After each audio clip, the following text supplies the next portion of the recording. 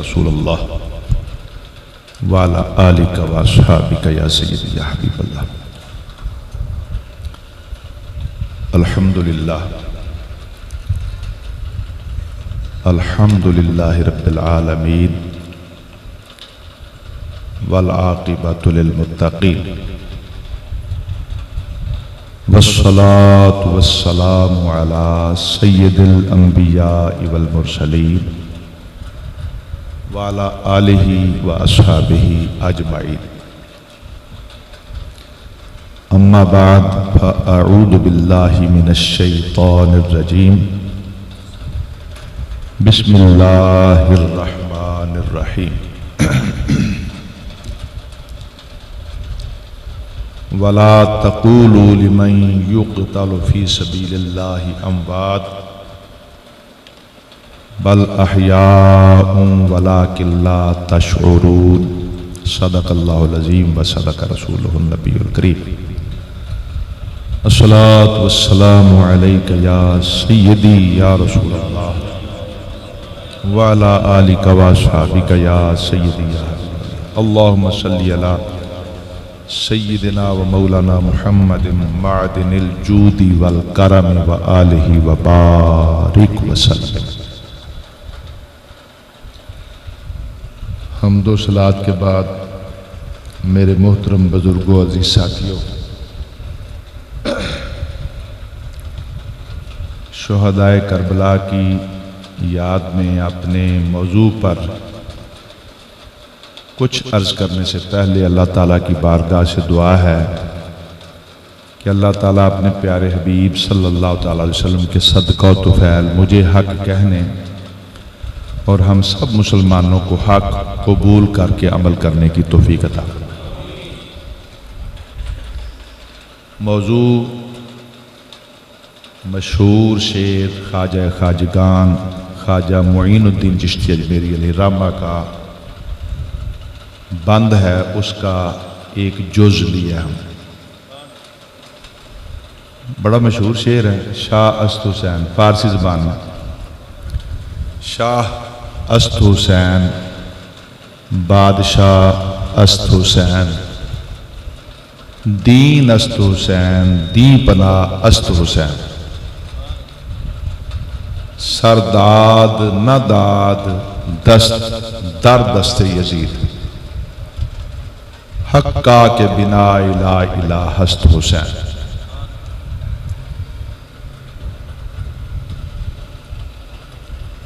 سوال ایک آتا ہے دل میں، اس شعر کو سمجھنے کی کچھ کوشش کریں ہم، کہ خواجہ خواجگان شاہ کہہ رہے ہیں امام حسین کو، اور بادشاہ کہہ رہے ہیں کس کو؟ جناب امام حسین۔ تھوڑا سا ذہن حاضر رکھیے، کچھ طبیعت گلے کا مسئلہ ہے تھوڑا سا، اس لیے کوئی آہستہ گفتگو ہی کریں گے۔ شاہ است حسین، بادشاہ است حسین، شاہ کسے کہا آپ نے؟ شاہ بھی، شاہ کا معنی بھی بادشاہ ہوتا ہے، اور بادشاہ کس کو کہا؟ کن کو کہا؟ امام حسین رضی اللہ عنہ۔ آپ کا نام لیں گے تو انشاءاللہ ثواب بھی ملنا ہے نا۔ اور دین است حسین، دین بھی، اور دین پناہ یعنی دین کو بچانے والے، اور سر تو دیا لیکن یزید کے ہاتھ میں ہاتھ نہ دیا۔ کتنی بڑی بات تھی، کتنا بڑا مقصد تھا کہ یوں نہ کیا، سر دے لیا۔ حقا کے بنا لا الہ ہست حسین، حق یہ ہے کہ کلمہ طیبہ کی بنیاد حسین ہے، جنہوں نے بنیاد بچا لی کلمہ کی طیبہ کی، لا الہ الا اللہ کی جڑوں کو ہلنے سے بچا لیا۔ اب سوال یہ آتا ہے کہ کیا امام علی مقام امام حسین رضی اللہ تعالیٰ عنہ آپ تخت حکومت پر بیٹھے ہیں؟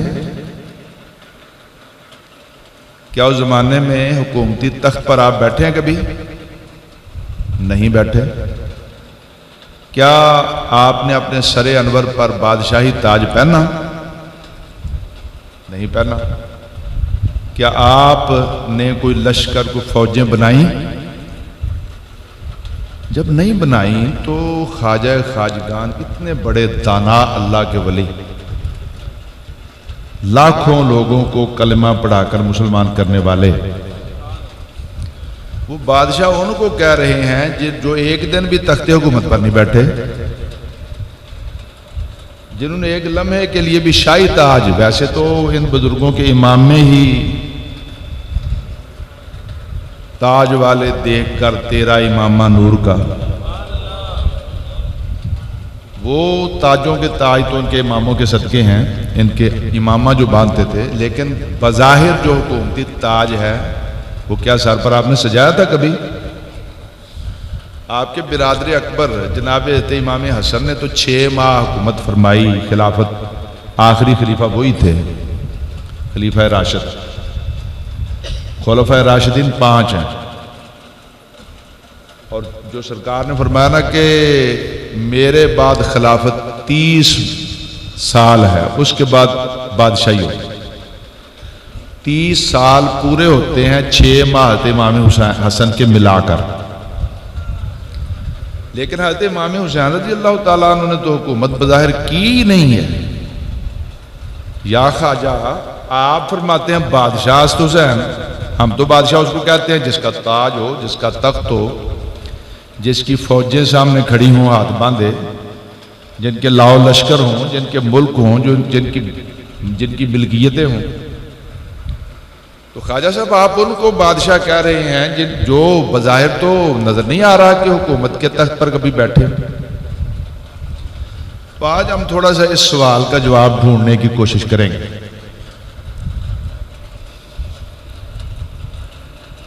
معیار کامیابی 2 قسم کے ہیں،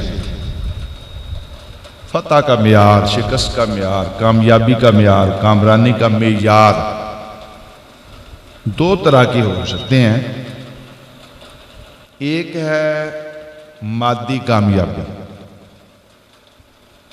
ایک ہے مادی کامیابی، مادی فتح،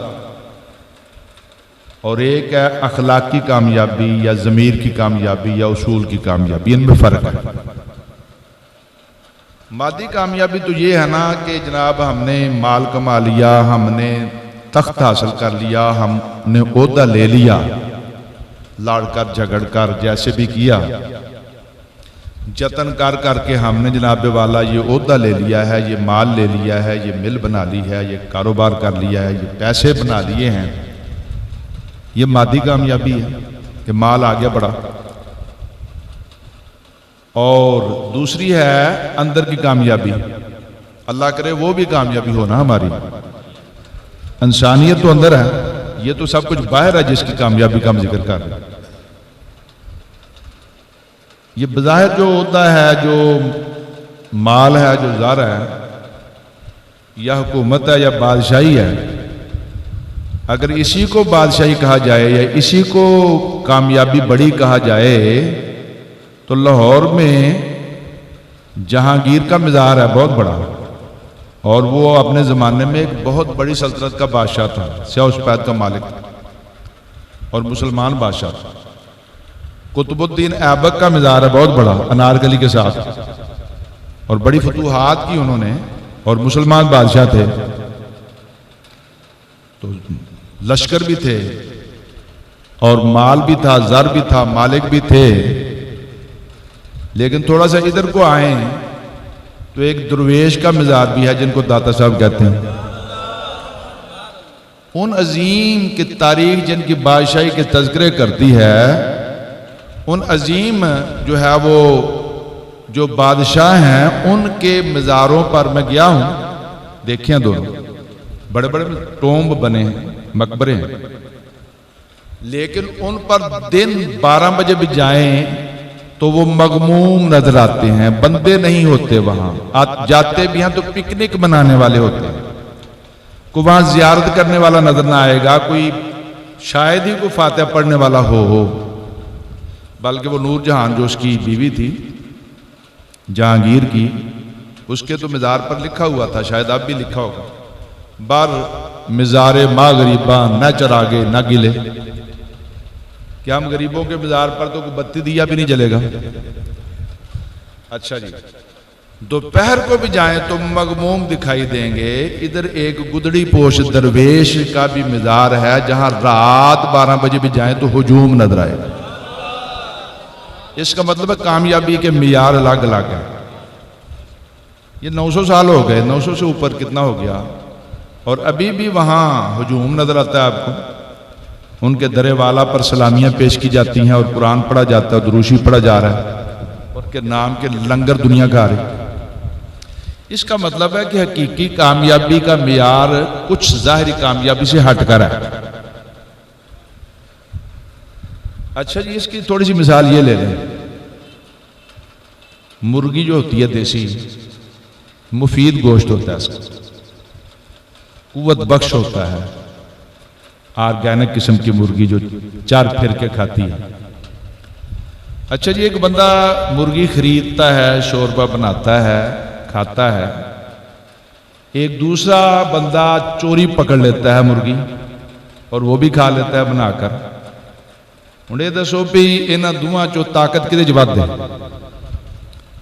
جو اس کے اندر جو پروٹین ہیں، جو فیٹس ہیں، جو اس کے اندر لحمیات ہیں، جو وائٹامنز ہیں، ود کدے چنے؟ وہ تو ایک طرح کی ہیں. تو جو مادی اور عقل کو سب کوئی سمجھتا ہے کہ عقل تیرے پیمانے سے اترے تو وہی ٹھیک ہے، تو اس کے نزدیک تو وہ ایک ہی چیز ہے. وہ جسم کو طاقت تو ایک جیسے دے رہی ہے نا. جسمانی جو ہے وہ غذا کے لیے، جسمانی طاقت کے لیے تو وہ مرغی بھی اتنی ہی دے رہی ہے سب کچھ. اور وہ اپنی کامیابی بھی سمجھ رہا ہے کہ میں نے بڑی کاریگری سے چوری کر لی، لیکن وہ اخلاقی صحت کو تباہ کر رہی ہے. ایک اندر کی صحت ہے نا، وہ تباہ ہو گئی. اگر تو کامیابی کا معیار اسی کو ٹھہرا جائے کہ لو جی یہ منزل پانی ہے، یہ عہدہ لینا ہے، ہم نے یہ کھانا ہے، یہ کمانا ہے، اس کے رستے میں جو دیوار آئے گرا دیں گے، جو رکاوٹ بنے کچل ڈالیں گے، یہ مادی کامیابی. کہ جو جناب ایسی بس اتنے پڑ جائیں گے، کچل ڈالیں گے، مار ڈالیں گے، لیکن یہ گول لینا ہے. تو اگر یہی معیار ہو فتح کا، ہم بات کر رہے ہیں کہ خواجہ نے یہ کیوں کہہ دیا بادشاہ ہست حسین، یہ نو سمجھنے کی کوشش کرنے. اگر یہ معیار بنا لیا جائے تو پھر انبیاء کتنے آئے ہیں؟ 1,00,000 کم و بیش 24,000. ان میں وہ نبی بھی ہوئے جن کا امتی ایک بنا صرف، یا 2 ہی بنے. پیارے آقا نے خود فرمایا نا کہ میں نے دیکھا معراج میں کسی نبی کی امت کا 1 بندہ، کسی کے 2 بندے ہیں، کسی کی کتنی ہے. اور جنت میں سب امتوں کی مل کے بنی جی 120 صفیں، ان میں سے 80 تو میرے غلاموں کی تھی. تو جنہوں نے ساری زندگی حضرت نوح علیہ السلام، جناب نوح علیہ السلام نے 950 سال تبلیغ کی، 950 سال. اتنی تبلیغ کرنے کے بعد امتی سارے 82 بنے، باقی کافر رہے، پھر انہوں نے عذاب ہے. کہ کیا کہا جائے گا کہ انبیاء اپنے مشن میں ناکام ہو گئے تھے؟ نہیں، کبھی بھی نہیں کہا. کافر ہو جائے گا. کیا وہ نبی جن کا امتی ایک ہی بنا، یا 2 بنے، یا چند بنے، یا 82 بنے؟ جناب نوح کے سورہ نوح پڑھیے کہ وہ اللہ تعالیٰ کی بارگاہ میں کس طرح اپنے معروضے پیش کرتے ہیں. مولا میں نے ان سے یہ بھی کہا، یا اللہ میں نے ان سے یہ کہا کہ توبہ کر لو، تستغفروا ربکم انہ غفارا، توبہ کر لو، رب غفور ہے. اگر توبہ کر لو گے تو وہ تمہیں بارشیں بھی دے گا، تمہیں تمہاری فصلیں بھی جو ہے وہ اگیں گی، تمہیں مال سے مدد کرے گا، تمہیں بیٹے دے گا، تمہیں یہ. یا اللہ میں نے ان کو یہ بھی کہا، یہ بھی کہا. یا اللہ ان کا کفر ہی بڑھتا گیا.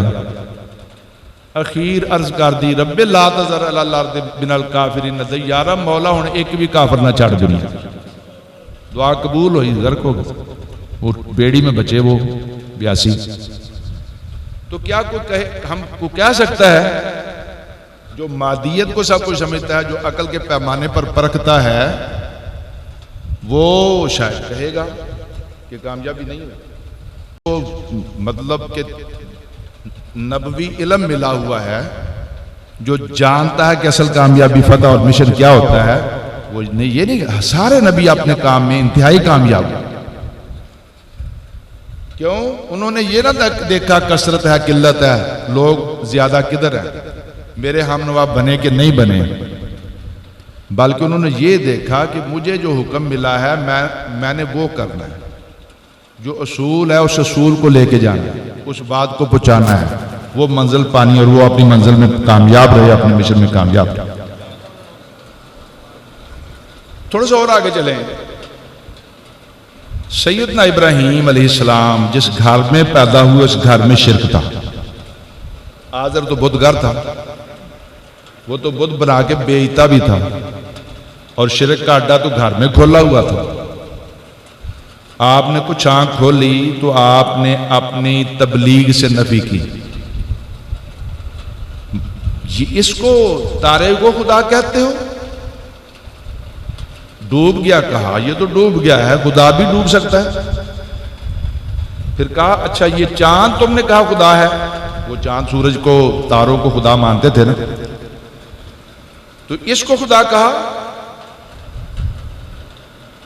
تو وہ چاند غروب ہوا، کہا کہ میں تو لا احب الافلین، میں تو غروب ہونے والوں کو پسند کرتا ہی نہیں ہوں، یہ تو خدا کیسا ہے جو چھپ گیا اس کی روشنی ختم ہو گئی۔ سورج کو اچھا اس کو خدا ھذا اکبر، فلما افلت، جب سورج بھی ڈوب گیا تو آپ نے کہا میں پناہ مانگتا ہوں اس شرک سے جو تم کرتے ہو۔ تنے تنہا ہیں، ابھی کوئی ساتھی بھی نہیں ہے، ساتھ اکیلے ہیں۔ بالآخر اپنے مشن کے لیے ایکٹیویٹی بیسڈ لرننگ کس طرح، قوم میلے پر چلی گئی، آپ نے میلے پر جانا پسند نہ فرمایا، کچھ عذر کیا، اور جب چلے گئے سارے، ایک میلہ ہوتا تھا، باہر نکل کے وہ جشن مناتے تھے، تو کیا کیا، کلہاڑا لیا، ان کے بت توڑ دیے، کسی کا بازو توڑا، کسی کا سر کاٹا، کسی کے پاؤں توڑا، اور بڑے کے کندھے پر کلہاڑا رکھ کر چلے آئے۔ جب وہ آئے انہوں نے اپنے بت خانے میں جا کے یہ حال دیکھا تو بڑے غصے میں لال پیلے ہوئے، کہا یہ کس نے کیا؟ کسی نے کہا ابراہیم ان کے خلاف باتیں کرتا ہے۔ آپ کو بلایا گیا، یہ تو نے کیا؟ ما فعل، کس نے کیا؟ تو جناب ابراہیم نے کہا کہ بڑے سے پوچھو، ان کا جو بڑا ہے اس نے کیا ہوگا۔ کہا پوچھیں کیا، وہ تو باتیں نہیں کرتے۔ تو آپ نے فرمایا اف لکم ولما تعبدون، تم پر بھی تف ہے اور ان پر بھی تف ہے جن کو تم پوجتے ہو، افلا تعقلون، تمہیں عقل ہی نہیں ہے؟ تو قوم نے کیا کیا تھا؟ نمرود تھا، سیاہ و سفید کا مالک تھا، اور بہت بڑا بادشاہ تھا، اس کے زیر نگین آدھی دنیا کی حکومت تھی، اور بت گر تھا، خدائی دعوے دار تھا، سجدے کرواتا، شکایتیں لگائیں اور پکڑ کر نمرود کے پاس پیش کیا۔ آپ نے اس کو بھی اللہ کی توحید بتائی۔ تنہا ہیں آپ، ادھر لاؤ لشکر ہے، ادھر جناب والا خوشحالیاں ہیں، ادھر مال و زر ہے، ادھر فوجیں ہیں، یہ تو اکیلے ہیں۔ ابھی ابراہیم علیہ السلام تو اکیلے ہیں۔ بالآخر کیا ہوا کہ ایک بہت بڑا الاؤ روشن کیا گیا، آپ جانتے ہیں، تفصیل میں اشارے سے چلیں گے ہم آگے، کہ بہت بڑی آگ روشن کی گئی، چیخا بنائی گئی، اور اس میں کئی دن ایندھن ڈالتے رہے، پتھر بھی سرخ ہونے لگ پڑے، اتنی آگ جلائی، اور بالآخر حضرت ابراہیم آپ کو لا کھڑا کیا کہ اب منجنیق میں ڈال کے آپ کو ڈالتے ہیں، لیکن یہ آگ اور منجنیقیں اور جناب والا اتنا الاؤ، یہ آپ کے پائے استقلال میں ذرا بھی لرزش نہ آئی، اور آپ کھڑے بے خطر کود پڑا۔ وہ علامہ اقبال کہتے ہیں نا، اسی پر سلامی کیسے پیش کرتے ہیں علامہ اقبال؟ علامہ کہتا ہے کہ پختہ ہوتی ہے اگر مصلحت اندیش ہو عقل. بلکہ یہ سمجھے نا اس بات کو، تو یہ کربلا کے میدان میں بھی یہ شعر رہنمائی کرے گا اور اس موضوع کو آگے چلائے گا. علامہ کہتا ہے پختہ ہوتی ہے اگر مصلحت اندیش ہو عقل. مصلحت ایسے ہونا چاہیے، چلو اے بچو. پختہ ہوتی ہے اگر مصلحت اندیش ہو عقل، عشق ہو مصلحت اندیش تو ہے خام ابھی. یہ عشق بھی مصلحتاں ویکھے تو پھر کچا ہے. پختہ ہوتی ہے اگر مصلحت اندیش ہو عقل، عشق ہو مصلحت اندیش تو ہے خام ابھی. اور بے خطر کود پڑا آتش نمرود میں عشق، عقل تھی محو تماشائے لبے بام ابھی. آج عقل سوچن رہی سی عشق نے چھاڑ مار نار میں ڈالا، اس آگ میں ڈالا اور کہا جی ہم نے بدلہ لے لیا اپنے بتوں کا. یہ ایک علیحدہ موضوع ہے کہ نار نور کیسے بن گئی. فیض جلیل خلیل سے پوچھو، آگ میں باغ لگاتے یہ ہیں. وہاں باغ کھل گئے حضور کے صدقے، وہاں وہ تو خوش ہیں، بازی اب ختم ہو گئے جی، جل گئے، لیکن ادھر باغ کھل رہا ہے. دیکھنے والوں کو آگ نظر آ رہی ہے، اللہ کی قدرت سے باغ کھلا ہوا. آپ سلامت. چلیں جی، ہم یہ مثالیں لا رہے ہیں بات کو آگے چلانے کے لیے کہ آج یہ بتائیں کہ نمرود نے خوشحالی بھی دی، مال بھی خرچ کیا، پیسے بھی دیے، اور اپنی راہ میں جو رکاوٹ بن رہے تھے ان کو مٹانے کے لیے آگ یہ وہ کیا، سب کچھ کیا، تو وہاں کون فتح پا گیا؟ وہ تو سب کچھ ہے نمرود کو. مال و زر اس کے پاس، فوجیں اس کے پاس، لاؤ لشکر اس کے پاس، تخت و تاج اس کے پاس، حکم اس کا ہے، دولت اس کی ہے، مال اس کا ہے، اپنے غرور کے نشے میں اکڑ کے بیٹھا ہے اور خدا بنا بیٹھا ہے معاذ اللہ. لیکن آج کیا تاریخ میں نمرود کے لیے کوئی پھول ہے؟ لیکن جناب ابراہیم کا نام چمک رہا ہے، اس لیے کہ انہوں نے فتح پائی تو اپنے اصول کی پائی، اپنے کردار کی پائی، اپنے اس جو دیا گیا تھا مشن، اس مشن کی پائی. آج بھی جناب ابراہیم تاریخ میں جھانک کر دیکھیں تو جناب ابراہیم فتح کا جھنڈا لہراتے نظر آئیں گے، اور نمرود آج بھی تاریخ میں دبک کر ایک جگہ سر جھکائے اپنی شکست کا ماتم کرتا دکھائی دے گا. اب آگے چلیں. ادھر یزید ہے جس کے پاس حکومت ہے، مال ہے، زر ہے، فوجیں ہیں، تخت ہے، تاج ہے، اور وہ اپنی بدمست جو ہے اپنی طاقت میں ہو کر کیا چاہتا ہے کہ بس جی میرے آگے کوئی رکاوٹ نہ ہو، دیوار توڑ دوں. تو اس کے جو نظر آتے ہیں ان کو کہ جو میرے لیے رکاوٹ ہیں، جس کی وجہ سے میری حکومت شاید نہ چل پائے، اور جو میرے ایک غیر شرعی طریقہ کار میں نے جاری کر دیے ہیں، جو عیاشی اور فحاشی کو میں اپنی سرپرستی میں عروج دے رہا ہوں، اس کی آگے سب سے بڑی رکاوٹ تو حسین ہے. وہ تو مانیں گے، اور حسین جو ہے وہ تو میری اس سسٹم کو کبھی بھی قبول نہیں کر سکتا. تو اس نے کیوں ایسا کیا؟ جو کچھ اس نے کیا، جو غلاظت اس نے کی، جو لعنت کا توق گلے میں ڈالا، یہ کیوں کیا؟ تو اس میں جو چند چیزیں نظر آتی ہیں، وہ ایک تو یہ ہے کہ وہ یہ چاہتا تھا کہ میں ظلم اور بربریت سے جناب حسین کو جھکنے پر مجبور کر دوں گا، کہ جب وہ ظلم و ستم دیکھیں گے، جب میری طرف سے وہ جناب والا دیکھیں گے کہ جو ہے مطلب یہ تو ظلم کرے گا، یہ ستم کرے گا، یہ شروع سے رہا ہے. جب باطل قوتیں دلائل کی جنگ ہار جاتی ہیں نا تو پھر ظلم کی جنگ کرتی ہیں.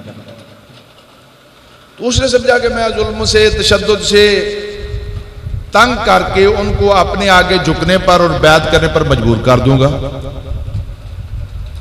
اور اگر نہیں ہو سکے گا تو پھر ان سے جنگ کروں گا، ان پر تشدد کروں گا، ان کو قتل کروں گا، تو پھر کیا ہے کہ اس کے گھر والے پچھتائیں گے اور میرے آگے کوئی رکاوٹ ہی نہیں ہوگی۔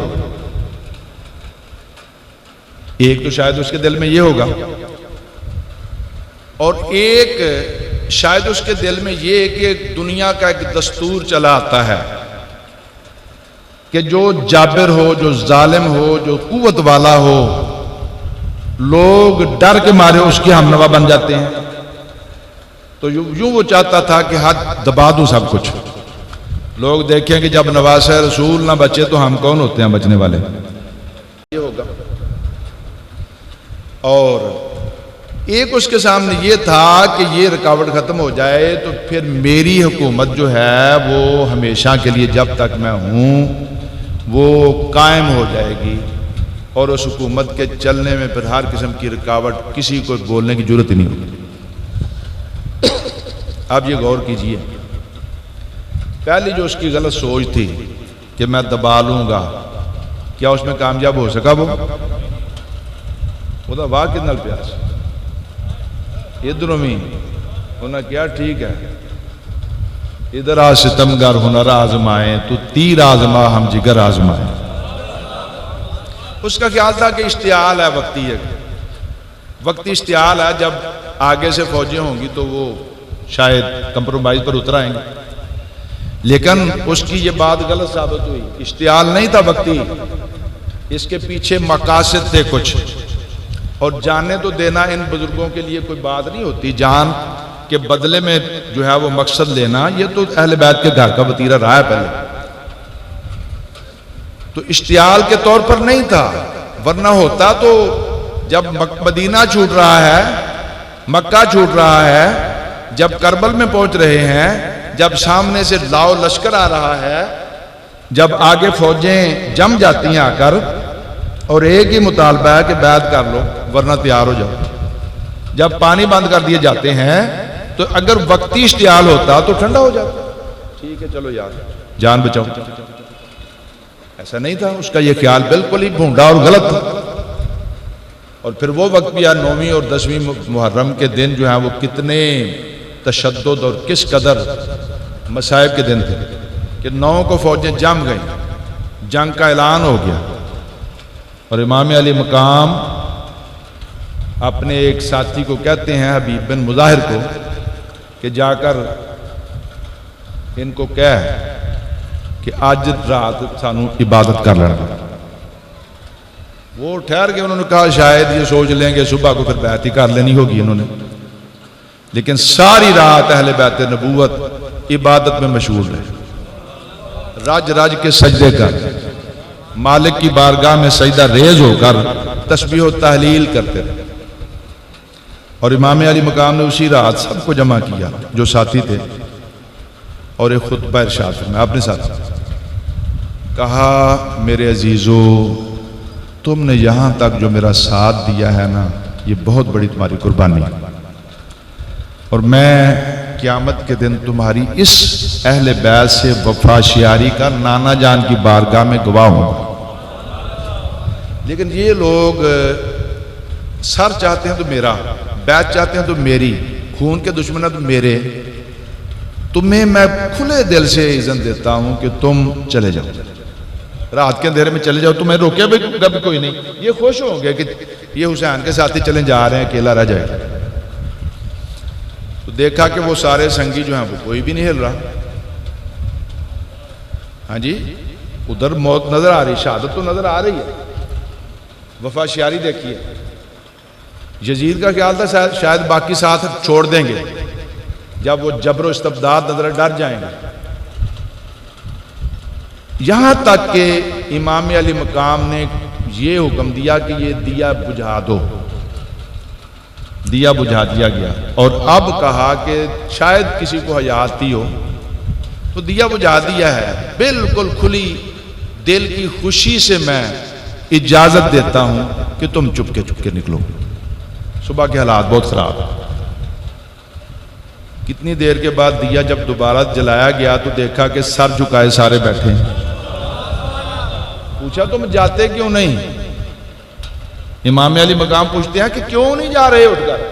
میں جو کہہ رہا ہوں۔ انہوں نے کہا حضور اگر ہم اس شمع کے پروانے ہوتے تو بجھتے ہی چلے جاتے، جس شمع کے ہم پروانے ہیں وہ تو روشن ہے، ہم تو آپ کے نام پر سر کٹانے کے لیے بیٹھے ہیں تیار۔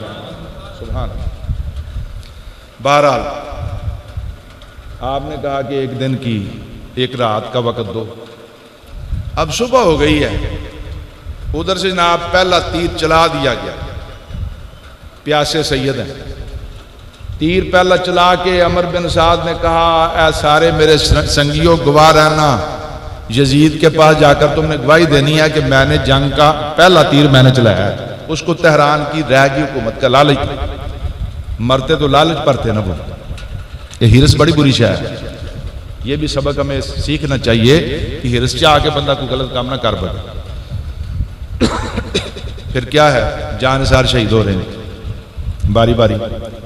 اشتعال ہوتا تو اس وقت امام علی مقام کہتے ٹھہر جاؤ یار، کر لیتے۔ ایک ایک جانشار باری باری جا رہا ہے، شہید ہو رہے ہیں، جانساران شہید ہو گئے، اب گھر والوں کی باری ہے۔ کڑی الجمان علی اکبر اجازت مانگ رہا ہے رو رو کر، ابو جی مجھے محروم نہ رکھنا۔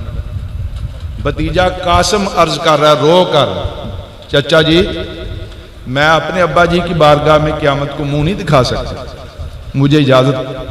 آپ سب سے کہہ رہے ہیں کیسے اجازت دوں تمہیں؟ لیکن منتیں کر کر ضد کر کر، ضد تو مانتے ہیں باپ بیٹوں کی، بعض اوقات بچے اڑ جاتے ہیں کسی ضد پر، نہیں چاہ رہے ہوتے پھر بھی ان کی ضد مان لیتے ہیں۔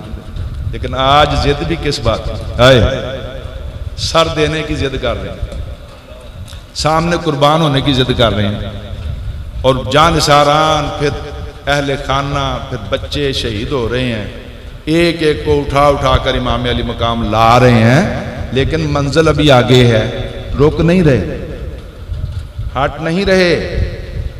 بڑا کوئی پتھر دل ہوتا، بڑا کوئی پہلوان ہوتا، بڑا کوئی پہاڑ ہوتا جو ہے وہ دلیری اور بہادری کا، تو وہ بھی دہل جاتا۔ لیکن جام شہادت خود نوش کرنے کے لیے گھر والوں سے سلام کیا کہ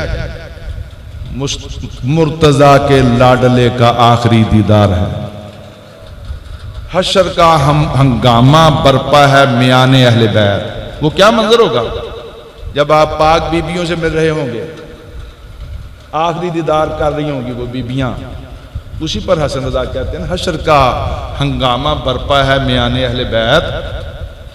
بہرحال اور پھر آپ جو ہے جا کر ان کو اتمام حجت کر کے اپنے فضائل بتا کر خطوں کے حوالے بھی دیکھے کہ کوئی ان کے پاس جواز نہ رہ جائے کہ سانو پتہ نہیں لگا۔ اور پھر آخر ہم آپ خود بھی جام شہادت نوش کرتے ہیں۔ اس کا مطلب ہے کوئی اشتعال والی بات نہیں ہے۔ اگر آپ کو حکومت چاہیے ہوتی، کوئی مال چاہیے ہوتا، کوئی منال چاہیے ہوتا، جیسے بعض لوگ یہ مغالطے ڈال دیتے ہیں معاذ اللہ، تو جب یہ کیفیت ہو گئی تھی تو پھر تو فائدہ اسی میں تھا نا کہ مان جاتے کچھ۔ اور یزید تو پیسوں کے ڈھیر لگا دیتا قدموں پر، گورنری بھی دے دیتا، عہدہ بھی دے دیتا، لیکن مقصد مطلب یہ ہے کہ ان کے نزدیک ایسی چیز کوئی نہیں تھی، ان کے نزدیک کچھ مقصد اور تھے کہ اس نے یہ سمجھا ہوگا کہ گھر والے پچھتائیں گے، اگر ایسا کر لیں گے ان کو ختم کر لیں گے تو گھر والوں کو پچھتاوا ہوگا، وہ شرمندے ہوں گے کہ ایک ہی کر بیٹھے ہیں، گھر اجاڑ لیں، لہذا پھر کوئی بولے گا ہی نہیں اور ہمارے ہم نوا بن جائیں گے۔ تو کیا کسی کو پچھتاوا ہوا؟ آج بھی شاباش حسین کے اندر اور واہ حسین کیا، اور خاندان کیا ان کی آل میں آج 1400 سال بعد ہر سید فخر کرتا ہے کہ ہم حسینی سید رضی اللہ تعالیٰ۔ اور جو اس کا خیال تھا کہ اس جبر سے دنیا جو ہے وہ دب جائے گی ساری، تو کیا ایسا ہوا؟ مدینہ شریف میں اشتعال آیا، لوگوں کے دلوں سے نکل گیا یزید، اور ذلت سے بقیہ اس نے حکومت کرنے کی کوشش کی، کبھی جنگلی جانور وحشیوں کی طرح مدینے پر حملہ آور ہوا، کبھی مکہ شریف پر حملہ آور ہوا، کبھی کدھر جناب والا ظلم و ستم کے پہاڑ ڈائے، لیکن پھر حکومت ظاہری قائم رکھ سکا، دلوں سے نکل گئی، اندر نفرت اور ذلت اور لعنت و ملامت اس کے خلاف جو ہے ہر دل میں پیدا ہو گئی۔ تو پھر شاہ کون ہوا؟ ہاں جی، شاہ اسد حسین۔ گل کو سمجھ آئی تھوڑی؟ بادشاہی پھر کس کی ہوئی؟ جو اخلاقی حکومت ہے وہ امام علی مقام کو مل گئی، جو ضمیر کی حکومت تھی وہ مشن کی کامیابی حسین کی ہوئی ہے۔ اچھا جی، وہ مشن کیا تھا جس کی کامیابی کے لیے آپ نے کنبہ کٹا دیا سارا؟ وہ مشن کہتے ہیں جی کیوں گئے، یہ جو سمجھ نہیں نا جن جو رکھتے اس گھر کی، اس گھر کے اصول کیا ہیں، وہ کہتے ہیں یہ جدو منع کر دے سن، جدو مکہ شریف سے حضرت عبداللہ ابن عباس نے منع کرتا سی، آپ دے بھائی صاحب محمد بن حنفیہ ان سے نہ جائے جی اتنے تے کوفی والے تے کوئی مطلب وفات سانو بالکل یقین کوئی نہیں، وہ تو دھوکہ دیں گے، تو وہ منع کر رہے تھے، صحابہ بھی منع کر رہے تھے آپ کے گھر کو، لیکن پھر بھی آپ کنبہ لے کر جا رہے ہیں، قبیلہ ہی لے کر جا رہے ہیں، بچوں اور عورتوں کو بھی لے کے جا رہے ہیں، 6 ماہ کا علی اصغر بھی وہاں کوہا دیتے ہیں۔ کیا تھا اس کے پیچھے؟ تو جب اس کے پیچھے ہم دیکھتے ہیں تو نانے کا دین ہے، نانا جان ایک جو دین دے کر گئے ہیں، پورا ایک مکمل دین۔ پیارے آقا کا وصال با کمال ہوا تو حضرت صدیق اکبر حضور کے خلیفہ بنے۔ جناب صدیق اکبر نے ان حدود کی مستقل مزاجی سے حفاظت فرمائی، ذرہ بھی شریعت مطہرہ کے کسی جز کو ادھر ادھر نہیں ہونے دیا۔ ایک قوم پیدا ہو گئی تھی، انہوں نے کہا تھا جی آپ نمازیں پڑھتے رہیں گے، زکوٰۃ نہیں دینی ہم نے۔ آپ نے کہا میں تمہارے خلاف جہاد کروں گا۔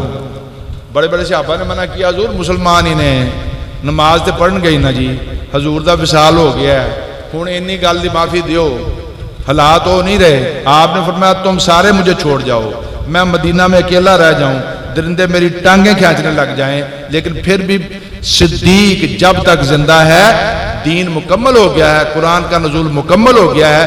اب اگر ایک رسی کا بھی انکار کرے گا کہ میں نے اب یہ نہیں دینی، دین کے کسی جز کا انکار کرے گا چاہے وہ ایک معمولی جز سمجھا جائے، تو صدیق اس کے خلاف لڑے گا۔ استقامت۔ حضرت فاروق اعظم کہتے ہیں پہلے ہمیں بھی سمجھ نہیں آتی تھی کہ یہ مانعین زکوٰۃ کے خلاف آپ نے اتنی سختی ان کے ساتھ خلاف جہاد، تو بعد میں پتہ چلا کہ صدیق کی فراست کہیں اور تھی۔ اگر انہیں کی لچک ہوتے کر اگلے جا کے اور لچک کر لیں دیتے، اس سے اگلا کہتے چلا انہوں بھی یار چھڑو، حج نہیں کر دیتے، خیر ہے مسلمان، اسلام کہاں رہتا ہو۔ ان حدود کی حفاظت جناب صدیق اکبر نے جام کے کی۔ صدیق اکبر کا وصال ہوا، جناب فاروق اعظم آئے، فاروق اعظم نے ان حدود میں ذرا بھی ادھر ادھر نہیں ہونے دیا، شریعت مطہرہ کی پابندی، اس پر پوری پاسداری کی۔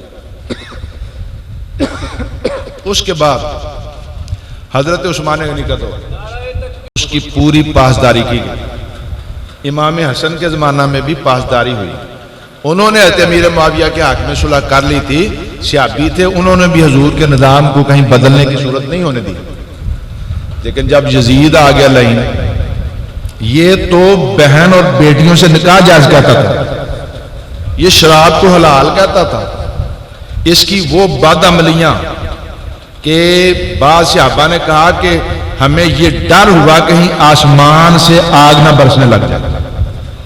جب ایسا حاکم آ گیا اور اس نے حکومتی ایک نظام یہ دے دیا، اب یہ اگر امام علی مقام بھی مان جاتے، بیعت کر لیتے، چاہے ڈر کے مارے کر لیتے، تو اس کے لیے یہ سارا جو اس کا ایک سسٹم تھا غلط جو داخل کر رہا تھا دین میں، اس سسٹم کو منوانے کے لیے یہ بہت بڑی سند بن جاتا کہ دیکھو میری حکومت اور جو کچھ میں کر رہا ہوں اس کی تصدیق تو حسین نے بھی بیعت کر کے کر دی۔ لہذا امام علی مقام اس مشن پر ڈٹے رہے، یہ تو دین ختم کر لگا، تو ہولی ہولی دین تک ہی بنے گا۔ لہذا ضروری ہے کہ جان دے دو. جان کیا ہے؟ کنبا کٹ جائے لیکن نانے کا دین بچا رہے، تاکہ قیامت تک یہ ثابت رہے کہ یزیدیت کا نام دین نہیں ہے، حسینیت کا نام دین.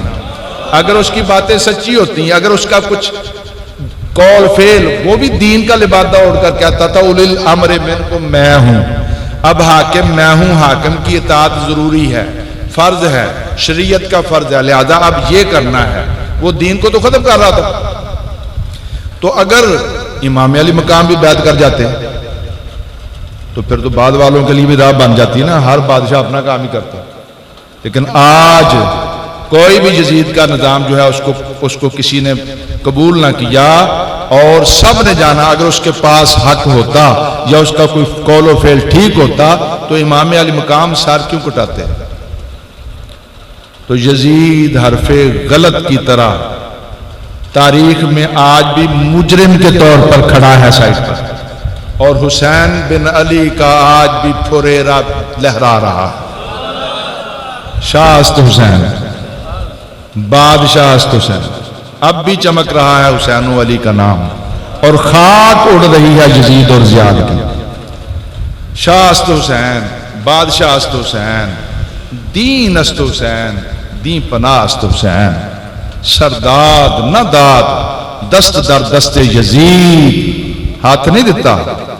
ہاں جی، اس واسطے بھی دین پناہ است حسین. خواجہ صاحب کی گل دس گئے نے، دین حسین ہے، دین نو بچانے والا حسین. یہ نہیں کیا، گل تو ہی نہیں سی نا، لیکن یہ اتنی بات میں بہت کچھ تھا. آج ہمیں بڑے سبق مل رہے ہیں ایسے.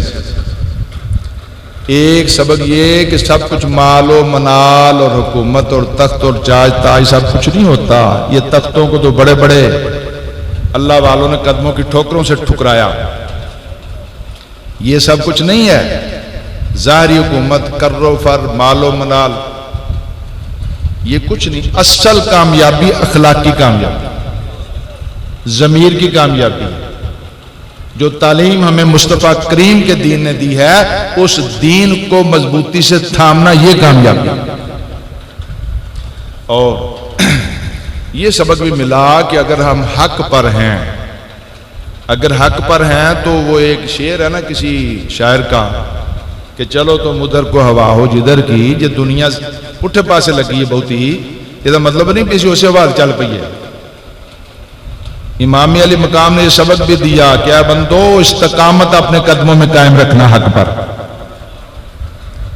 اور تیسری یہ بات کہ پھر ڈر اور خوف نہ ہو. جہاں ایک مشن ہو، مشن کے لیے پھر جیسی بھی قربانیاں دینا پڑیں پھر قربانیاں دے لو، لیکن اپنے عزم جو ہے مصمم، اپنا ارادہ، اس ارادے کو جو ہے اپنے کو نہ توڑو. عزم مصمم ہونا چاہیے.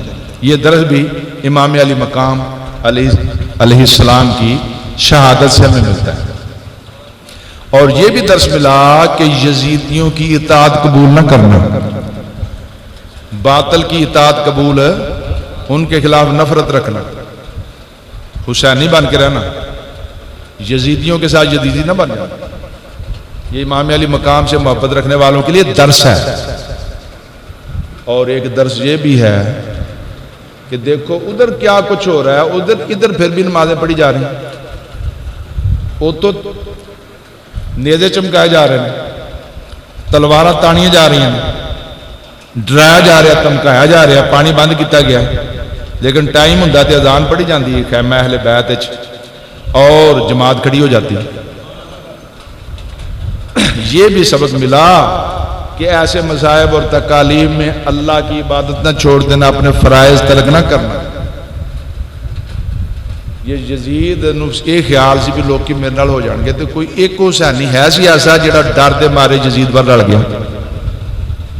پھر بھی جب تیر چل رہے ہیں، تلواریں چل رہی ہیں، شہید ہو رہے ہیں، خون بہنا شروع ہو گیا ہے، اس وقت بھی یزیدی لشکر سے ہر جو ہے حضرت ہر وہ نعرہ مار کے گھوڑا دوڑا کر امام علی مقام کے قدموں پر آ گرتے.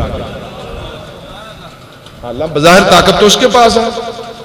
تو یہ درس میں ملا کہ ظالم کا ساتھ نہ دو، صرف طاقت دنیا نہ دیکھو یہ ختم ہو جاتی ہے، اس موقع پر بھی دیکھو ان کے لیے ذلت، اور اس کا یہ خیال کہ دب جائیں گے سارے۔ جو یزید کے لشکر میں شامل تھے کوفے میں گئے تو ان سے لوگوں نے قطع تعلق کر لیا، ان کی بیویوں نے طلاقیں لے لی، وہ گھر چلی گئی، اپنے میکے چلی گئی، ایسا نہیں رہنا۔ یہ اس لشکر سے شامل ہوا جس نواسہ رسول شہید ہوئے، ان کو چھپنے کی جگہ نہیں ملتی تھی۔ پھر چند سال بعد ہی وہ مرحلہ آیا کہ اللہ تعالیٰ نے ان پر ایک ایسا مسلط کیا مختار سقفی، جس نے بے دریغ ایسے قتل کیے کہ جو اس لشکر میں شامل تھا اس کا بھی سر کاٹا، جو اس پر راضی تھا اس کا بھی سر کاٹا، اور جس نے ان کو کوئی خدمت کی، ان کی پانی دیا، اس کا پتہ چلا ان کے بھی سر کاٹے۔ 1,40,000 بندہ قتل کیا۔